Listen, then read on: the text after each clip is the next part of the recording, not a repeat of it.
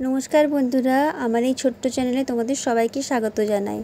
आज के देखाबो बंधुरा तोमादेरके चिंगड़ी माछ छाड़ाई किन्तु निरामिष चिंगड़ी माछ बानिये। तो आमी चिंगड़ी माछटा किभाबे बानालाम तोमरा शेष पर्यन्त भिडियोटा देखते थाको। और यदि भालो लेगे थाके ताहले किन्तु अवश्यई एकटा लाइक दिए आमार चैनेलटा किन्तु सबस्क्राइब करे आमार एकटु पाशे थाको बंधुरा, जाते आमी आरो नतुन नतुन भिडियो बानाते पारी तोमादेर जोन्नो। तो चलो रेसिपिटा शुरू करब। तो देखो प्रथमेই আমি নিয়েছি চিংড়ি মাছ বানানোর জন্য ময়দা। এই ময়দা দিয়ে আজকে তোমাদেরকে চিংড়ি মাছটা বানিয়ে দেখাবো। তো চলো দেখি আর কি কি নিচ্ছি। সামান্য ঘি দিয়ে দিলাম, এরপর এটাকে আমি মেখে নেব জল দিয়ে। দেখো জল দিয়ে দিলাম, এরপর এটাকে খুব ভালোভাবে মেখে নেব। তো দেখো ময়দাটা মাখা হয়ে গেছে। এরপর আমি কিভাবে এটার থেকে চিংড়ি মাছটা বানালাম তোমরা শুধু একবার দেখে নাও।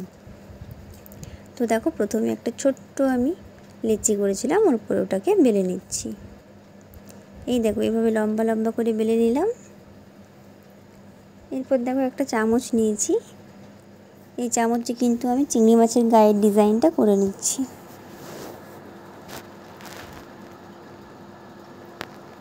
দেখো এরপর উল্টে এটাকে আমি জয়েন্ট করে দিলাম, যার ফলে দেখতে কিন্তু উল্টো দিকটা একদম চিংড়ি মাছের মতো হয়ে গেল।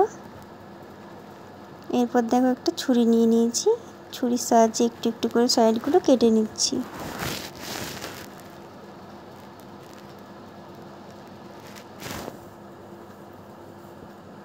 এই দেখো ডিজাইনটা করে নিচ্ছি গায়ের। এটা কিন্তু তোমরা চামচ দিয়েও করতে পারো ডিজাইনটা, ছুরি দিয়ে কিন্তু একটু বেশি ভালো হচ্ছে।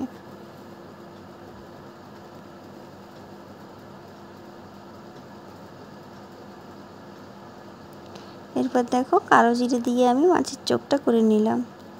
তো দেখো এইভাবে সবগুলোকে আমি তৈরি করে নিয়েছি, কত সুন্দর দেখতে হয়েছে বন্ধুরা। এরপর দেখো তেল বসিয়ে দিয়েছি, তেলে একটা একটা করে চিংড়ি মাছগুলো আমি ছেড়ে দিচ্ছি। এইভাবে লাল লাল করে আমি চিংড়িগুলোকে ভেজে নেব।